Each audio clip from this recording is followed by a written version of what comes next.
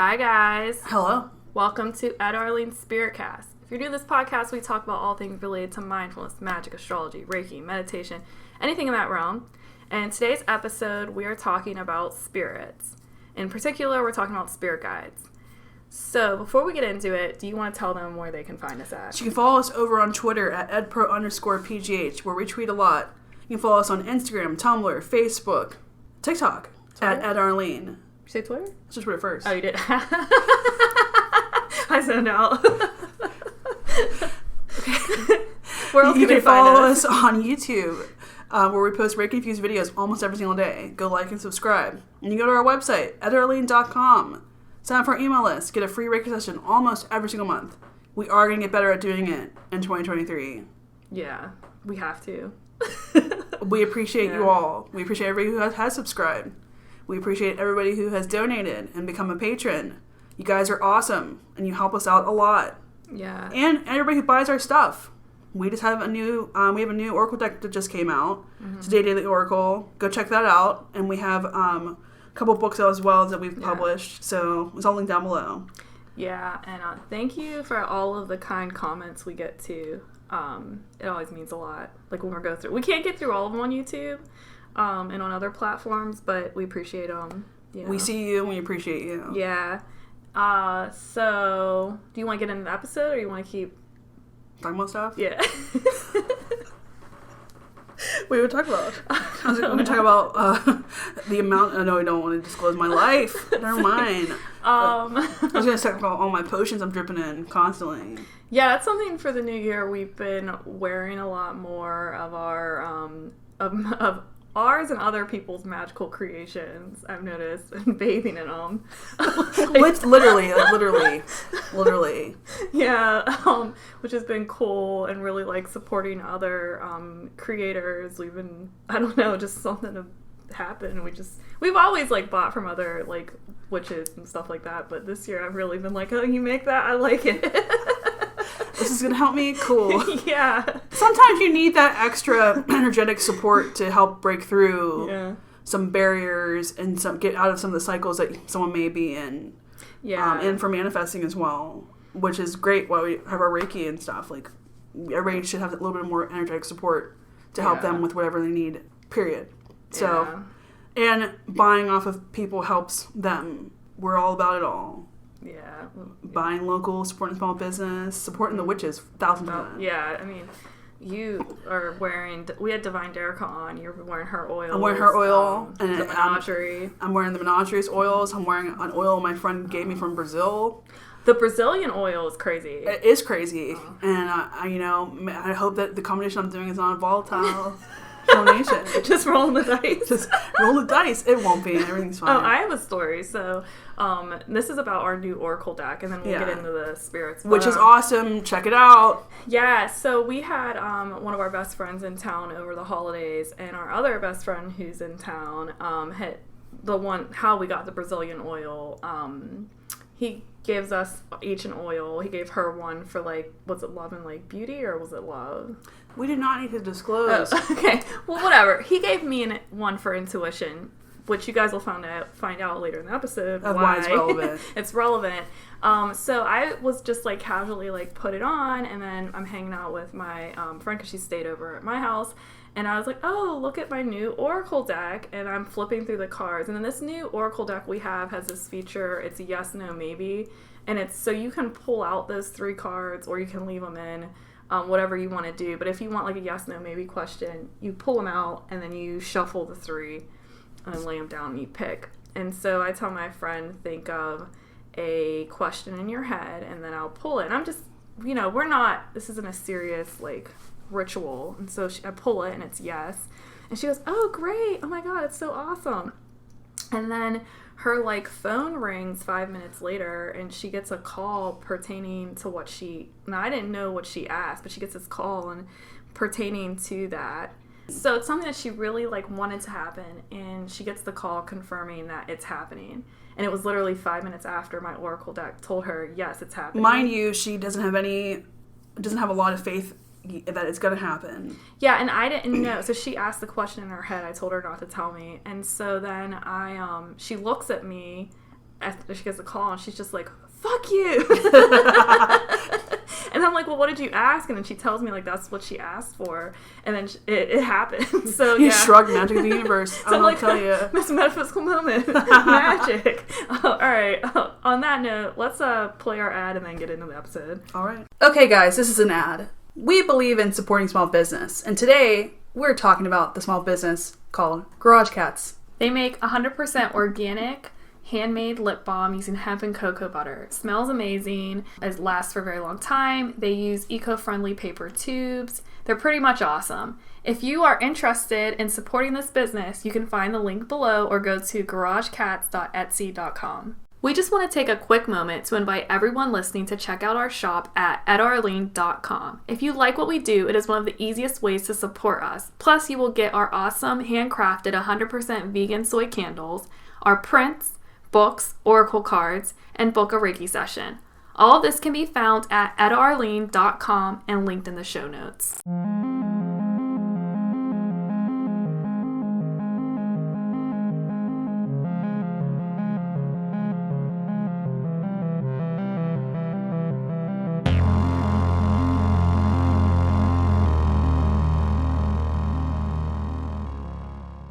Okay, guys, we're back. And as we said in the intro, today's episode is about spirit guides. So we're probably not going to get into like everything, but it's something we wanted to talk about for a really long time, but we never knew when the right time was. And let me say this really quick. Okay.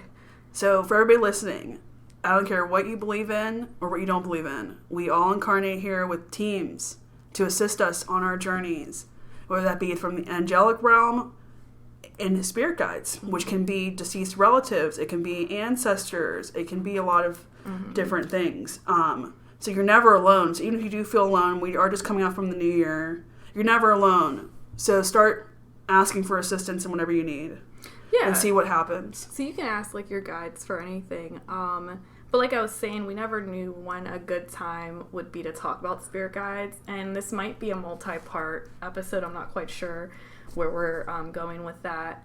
But since we were talking about some of the spirits that I like connect with in our previous episode, I felt like we should probably talk about them. And I mean, we're going to have to probably do an episode on like deities, on angels. Different types. Yeah, so we have an episode on angels and archangels. Probably one of our first, like our premiere episodes. We had an angel, season 1, her name is Christina Roche, and she's like an angel intuitive. Is that what she calls herself? Or I guess we'll call her that. She works with the angels. And all of the different angels, I believe she can connect with. And so she actually talks about that a lot in that episode if you wanted to learn more about angels. But there's a lot of different types of like spirits that can help you out. And I have the old school definition for spirit guides that I go by. Let's start off with you are a certified spirit guide coach.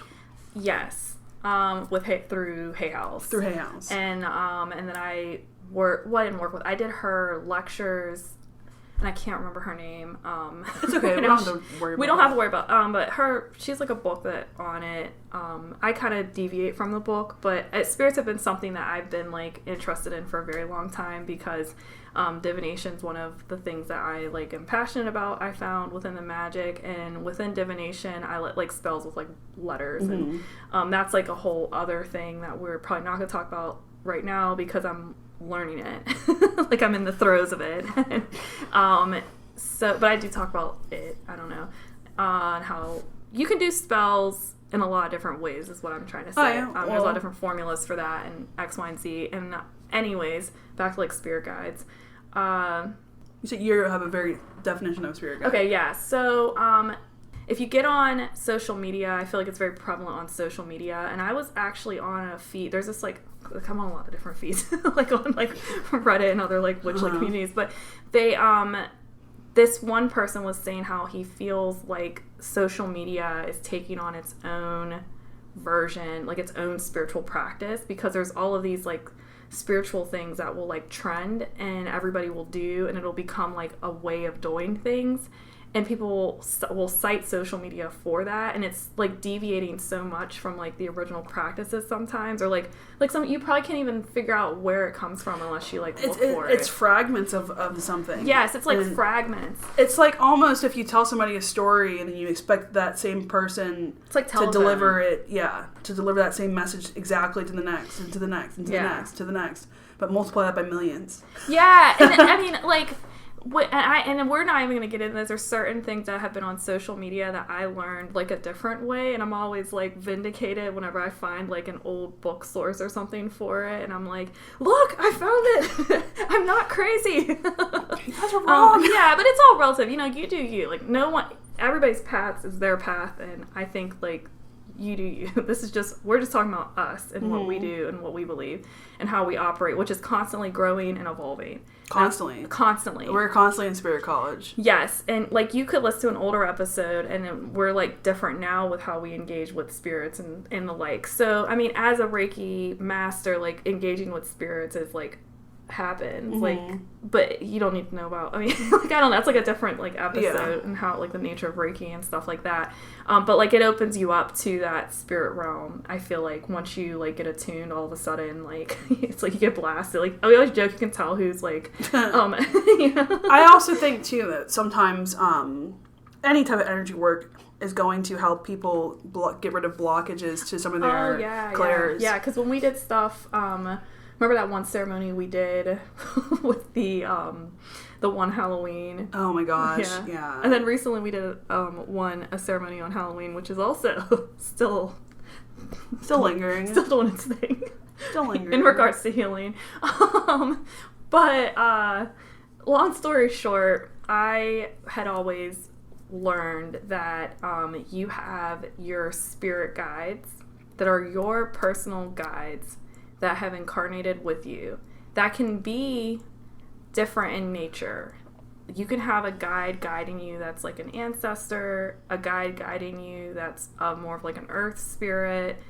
You can have one that's more like angelic. If we go back, for a lot of this is just like terminology. So it used to be, and at least within like more like older Western traditions, going back to like Hellenism, you know, you think of like the Neoplatonists and the like, you know, a lot of people are involved with like the Greek pantheon, but there's this concept of your diamond, and your diamond, it eventually like evolved. You would have your personal, they were like intermediary like spirits between the divinities. And you would have your own diamond. And you'll often hear like creative people, like the term is still around. I think Stephen King refers to his diamond. You'll hear it in a lot of like creative circles. It's kind of used differently, but it's this like spirit that is here to guide you on your path, and everybody has their personal diamond. So eventually your diamond became your holy guardian angel, and other occult like circles, but that was like the derivative. So what ended up happening was when Christianity and other belief systems started to gain popularity and like evolve, they started to use words like demon and angel, but these entities, a diamond can be a lot of things though, and your spirit guide can be a lot of things. So that is yours though. And the thing about your personal spirit guides, you have multiple, is that they are so ingrained like with your energy that you often will not realize like that, because they're with you since birth. They're with you probably beforehand. I know Devin Hunter talks about like one of his spirit guides where they trade off like every life, like he actually calls it his familiar. So everybody listening has probably heard about a witch's familiar, and in Devin Hunter's book, his Book of Spirits, I believe, he talks about you having a familiar spirit that helps you with magic, and the familiar spirit ended up getting morphed into an animal. So we'll often be like, oh, that's my familiar, and we'll say that pet is our familiar, but it is actually, according to at least Devin Hunter, it's a spirit that helps you with magic. who's like a spirit guide, because your spirit guides will have specialties. And you will have like spirit guides that come in and out. So you have like a main spirit guide who's like kind of walking with you, and then you have certain guides that are with you for certain things. And they you can call on like your spirit, like let's say you have a calling for art, you're going to have a guide that helps you with art. You can call on that guide to help you. Now your guides, you don't always have to ask them, but like if you want help, ask for it, because with higher vibrational beings, they're gonna respect your free will, and you're not going to offend them asking for them for help with mundane things, because your spirit guides will like get you the help that you need accordingly. And if it requires an entity that's like a bigger in a way, then they'll call that entity to come and help you. And once again, your spirit guide is your personal guide. They're no one else's guides. Your guides can communicate with other people's spirit guides as well, but like Arlene's spirit guide is not my guide. No.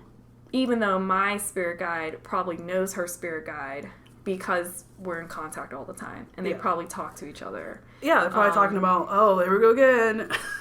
Yes, and a fun fact, we know somebody who is who can like see entities, like a whole plethora of them, and she's actually joked about like that.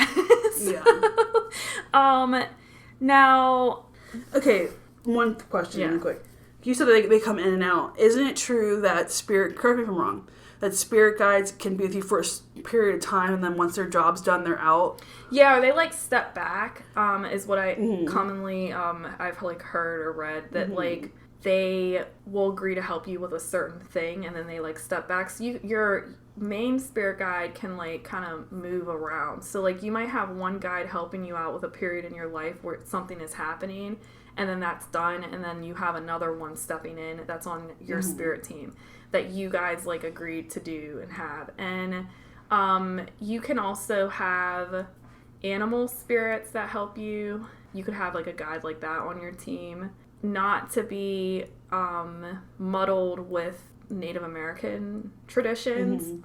We're not appropriating here. We're just like, it's just a thing. Like you can have earth spirits that help you in whatever form that manifests as well. And like you can also have non-earth spirits that are on your team because you may have manifested somewhere in a different lifetime, or that's just the energy you have, and that's like what you go off. So in that regard, we all have like kind of like a lineage, like a current of energy that can be tied to certain like divinities and X, Y, and Z. Is there no limit on the amount of spirit guides someone would have, or we'll talk about it another time? Yeah, so like you'll hear different occult circles have different interpretations of spirit guides, and some will say things like for example, there's like a set of angels that you are assigned to that are based off of like when you were born. For example, if you want to know like a name of like an angel that's helping you,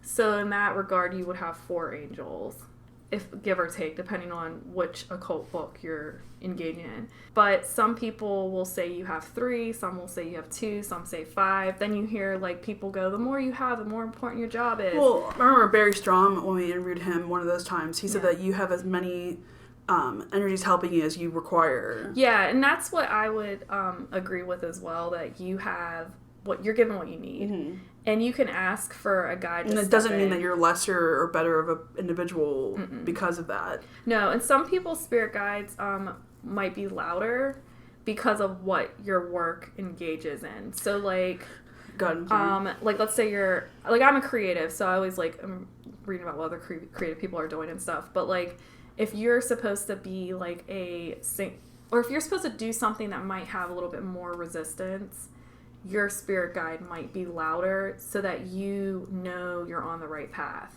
One function that a diamond or a spirit guide might have is that they're helping you on your path.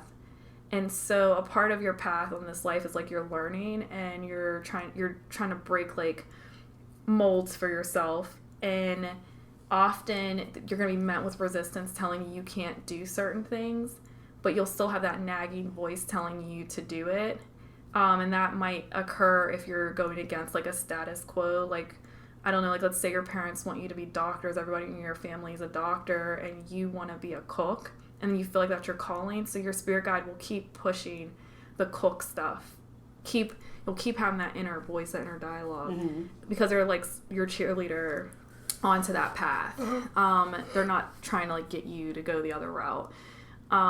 So that's your spirit guides, and it's always when I was learning stuff like this stuff like a while ago, like it was always recommended to commune with your spirit guides first. But like there's no rules, because if you have a hardcore, like if you have an archangel come in and they're like, hey, I'm here, and that's your first like otherworldly engagement, you're not wrong because you didn't first know the name of your spirit guide. Because at the end of the day, like, these divinities know more than we know. Okay. So for the listener, what's an easy way for them to start interacting with their spirit guides? To talk to them. And it's that simple. Yeah. So, like, if you want to form a relationship with your spirit guide, it's recommended that you can talk to them out loud if you're, like, at home by yourself. And it might seem like it's silent at first, but then you'll start getting the answers, and those answers come with whatever your the highest clair is. So can the listener just literally ask for their spirit team to increase the signs and synchronicities and the contact and make it as digestible as possible? Yeah, help me understand this clearly. Help me understand your guidance clearly. Some people will say like turn the volume up is like a suggestion, but the main thing is you have to be receptive to it.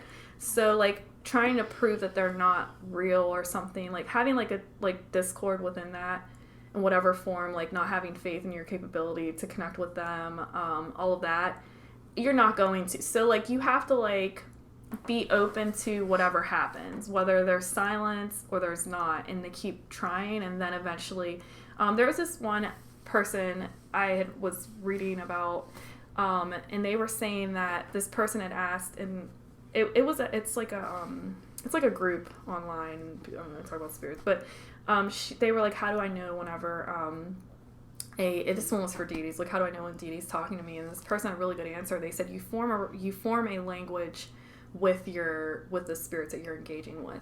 So everybody's language with their spirit guides and divinities period is going to be based off of how you and your own. It's going to be personal, and it's going to oftentimes they'll deviate. They do things that they know you'll understand. One of the most common ways is using your own voice, because they don't want to freak you out initially.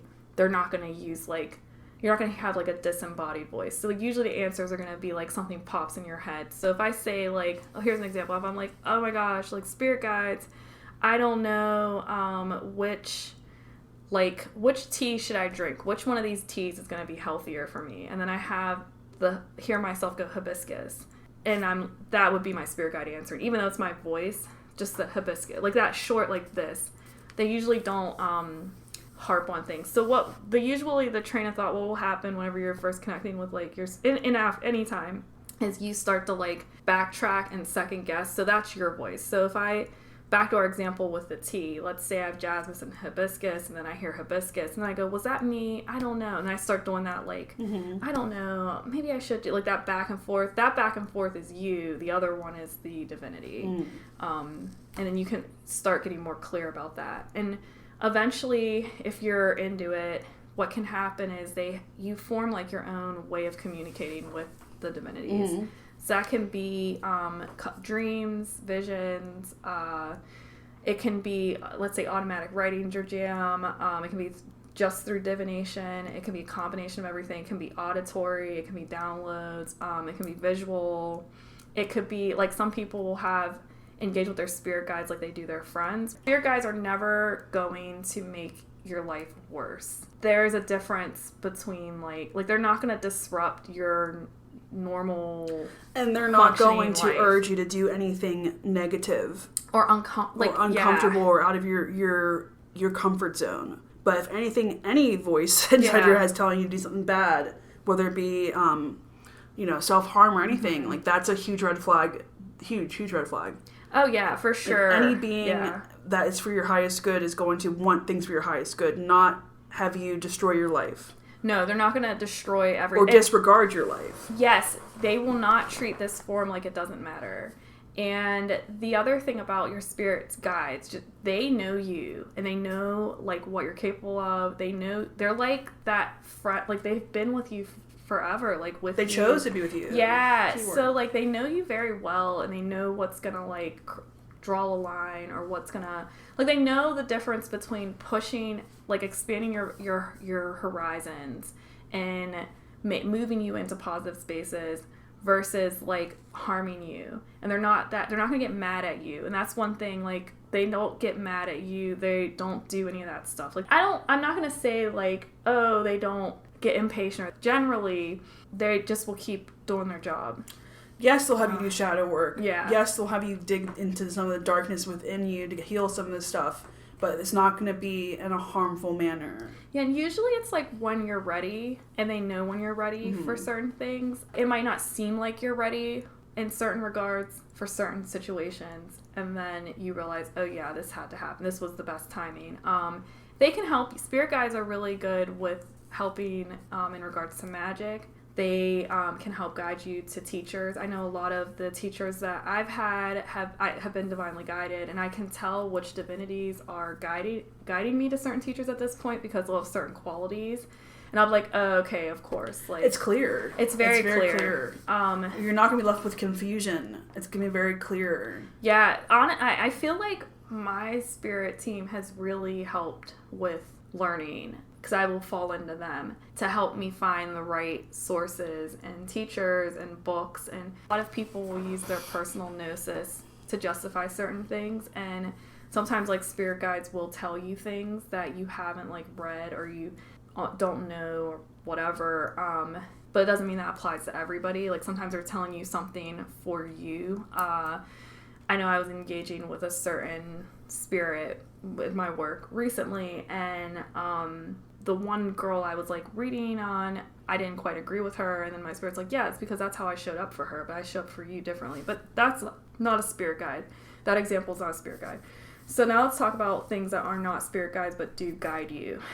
So on social media, a lot of people are calling deities and archangels and infernals and various like higher level beings, extremely high level as their personal omnipresent beings. Yeah, they're saying they're their personal guides, and it's a fine line, because you can have a archangel or a deity that's with you your entire life, but they're not yours exclusively. So, like... And that's not to discredit any relationship you might have with that deity. And if you choose to believe that's the case, then do you. Yeah, so, and your relationship, everybody's relationship with a spirit like that is going to be different, and you can't judge other people's relationships with said divinity and say that they're wrong, because that's how that divinity came to them. Yeah.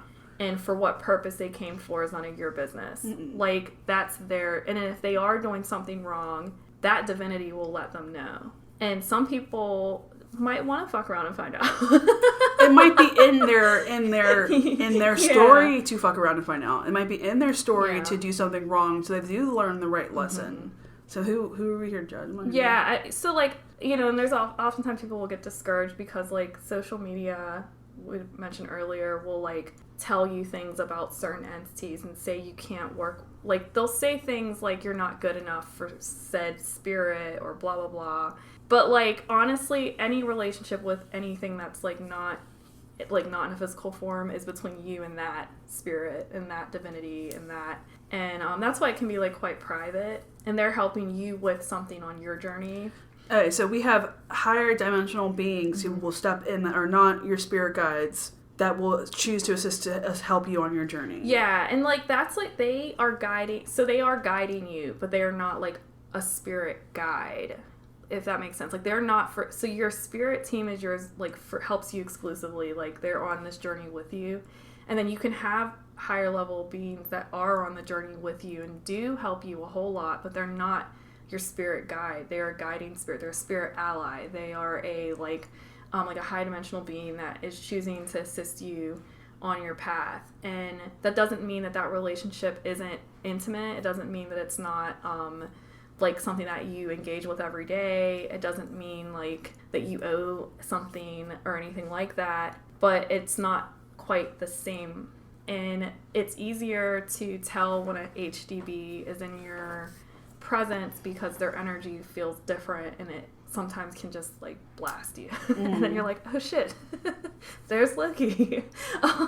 So, and I think that like a lot of times like it's easier for people to like engage with an archangel or a like deity. Yeah, whatever pantheon you were raised. Yeah, whatever you're into. With. Yeah. I think sometimes it's easier because you can tell that they're around, because like an angel is you're gonna feel like that. You're gonna be like, man, I feel great. Which is something that Christina Aroche talks about and can help you discern the archangel's energies. Yes, she does. And so I highly recommend. She has a series where she helps you. It's on YouTube. It's free. She helps you connect with specific archangels so you can tell which archangel is in your presence. It is not required to do, but it can help you if you are confused, if you need assistance. You want to, and like you can ask them. So like you can approach, there's like a higher dimensional being that you are very drawn to. You can approach them. You don't have to wait for them to like come in and be like, hey, Martha, I'm trying to help you. I'm trying to do something. Like you can approach them and be like, I need help with X, Y, and Z. And that's something that they oversee, and it's a part of your practice. And one thing I do want to mention that I adhere to is that if you are engaging with various pantheons, it's very important to respect, and this is my personal belief, it's important to respect the entire pantheon. And I know in Hellenism, there's writings that speak about how if you disgrace one of the gods, the other ones aren't going to listen. They're not going to like, why am I going to answer this prayer for you if you're being like cruel to or devaluing another spirit's kind of like a respect and like thing. Our teams and these other energies can call upon their, I'm gonna call them their homies. Yeah. Call upon their homies to help you.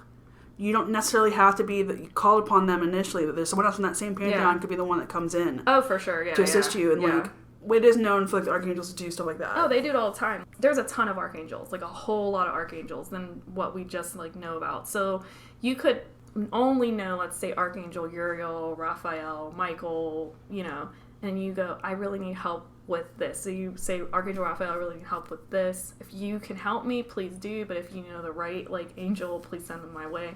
And they will. And, I mean, when it comes to archangels, they have, like, teams of angels underneath them that can help you. And there's a lot of different spirits. Yeah. Okay, so really quickly, before we wrap this up, what are... Like, we know that the universe communicates with us. The universe energies communicate with us in many different ways.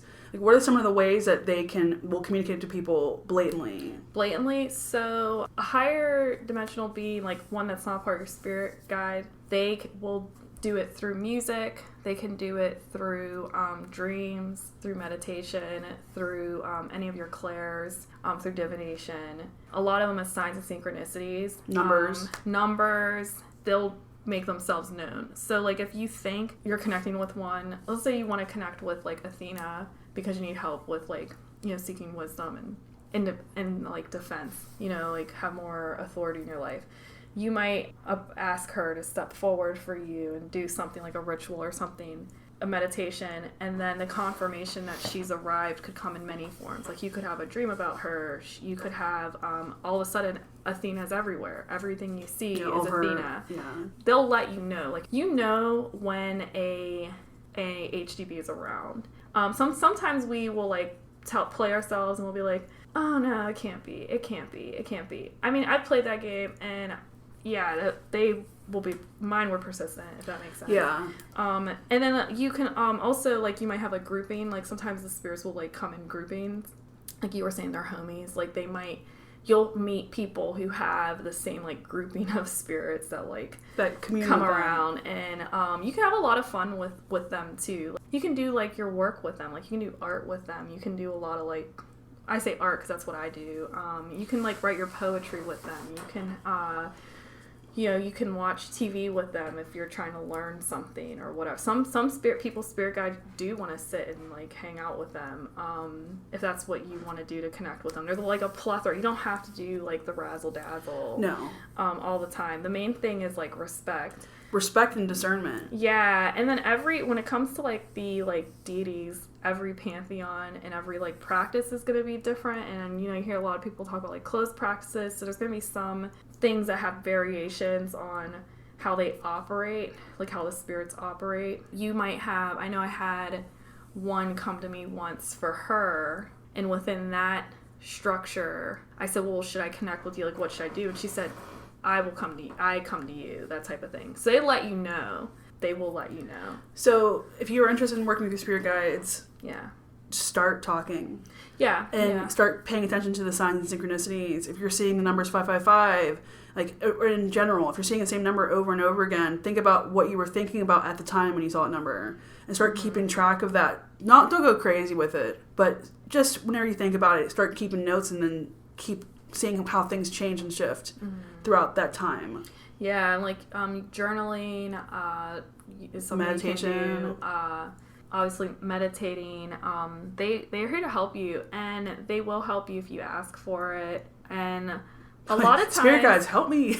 Well, like one thing I noticed, like we'll get approached by people who think that they are being like attacked and stuff like that. And one of my main things I say is like, get your spirit guides like on it. Like, and this is circumstantial. Like everybody's different, but like my main thing is like, you have these spirits that can see differently than you can see, and they have thoughts and memories and stuff that are completely different and wider than your own. So why not have them help you out with things that are in that realm, that are not in the physical realm, and they help with the physical too. But if you're feeling like there's a presence, call in Archangel Michael. He's Archangel Michael. Like, some of these higher dimensional beings and the things we don't understand, our teams are here specifically to help us and protect us. Yeah. And they are doing work on our behalf without us even knowing. So be thankful that they're helping us. I mean, it's crazy because, like, we have, like everybody has, like, a team of ancestors that are behind them, one thing that I will do before we wrap this up, so sometimes I'll say, like, known and unknown when I'm petitioning certain spirits, because like, I want to incorporate, like, I appreciate all the help you guys are doing, known and unknown, because I know that, like... There's a lot happening that we don't understand. Yeah, that we might not understand, and, like, I might fail to acknowledge the proper spirit. Like, I might think it's something, and then, like, it's, a different guide helping. You don't have that wisdom yet to know the difference. I just tell everybody, connect with your spirit guides, connect with your spirit team, watch it evolve, and, don't be afraid of. They're not going to hurt you. And especially if you do feel like other high dimensional beings are trying to work with you, it would be a good idea for you to start communicating with your team. One thing I subscribe to and learning about like the higher dimensional beings is sometimes, so there's certain instances where you can have, back to deities, like certain deities come around, is like you might have had like a soul like agreement with certain ones, and they like are with you in various lifetimes because of that, and then some writings speak on a lineage that a deity carries, and that there's plants within that lineage, there's rocks within it, like they have this like energy, hence like correspondences, and then there's people who are born within those energies as well. And it might not be uncommon for you to realize like how various divinities are all kind of like the same energy, and it's because you're in that energy as well. That's the current that you operate in. So naturally, said entity is going to be around to see what you're up to, because that's what they like oversee. It's their job. For sure. And like, and then if you do certain things, like you can't be surprised when certain like deities come around or energies like angels and stuff like that, because you sometimes essentially summon them without like just you doing that, because like you were saying, that's like what they oversee, that's what they're managing and what they do. Once again, you're not alone in this world. You have teams of energies that are here to help you. Start talking. You can make like certain signifiers yourself between you and your guide. Like your guide, you could be like, can you give me a symbol for when you're around? And it could be that every time you see, I don't know, like a hawk, that hawk is associated with your guide. Like if you see a hawk in certain instances, and that is your guide confirming that they're with you, or a certain number. They might say I'll give you what do you call it, a calling card? Yeah, it's a calling card. And then sometimes they don't have like names, and their names can be they might have you like help. They might pick like Violet. Like might say like, my name is Blue, and you're like, what kind of name is that? And it's because they're like, they don't use names where in the realm that they're at. They're more like speaking telepathically or through like emotion. So just pick something they think you like. Oh, she likes blue. I'm blue. Like kind of thing. But you can find a spirit checklist, like vetting. That's one thing you can do to always vet your spirits. If you have like a spirit come to you, to make sure that that spirit is who they say they are, you can vet them. It's kind of mind-blowing when you do that. I vetted one spirit once. And you can use the tarot to do this. You can use the tarot. I used a checklist, and I was like, where are you from? What's your name? Like, I did give them the shakedown. I gave them the shakedown. And everything they said ended up being verified through, like, I didn't know about them initially, and then I verified, like, all of it through, reading, like, through books and stuff. And I was like, oh, shit, this is real. Like, I was like... And then you guys would laugh if I told you who I gave the shakedown to, but we're not going to bring that up. Yeah, it's personal practice. Yeah. We appreciate you all. Thank you for listening. And we hope that what we talked about is going to help some people. Yeah. Yeah. Okay, let's get into the Reiki. Yeah.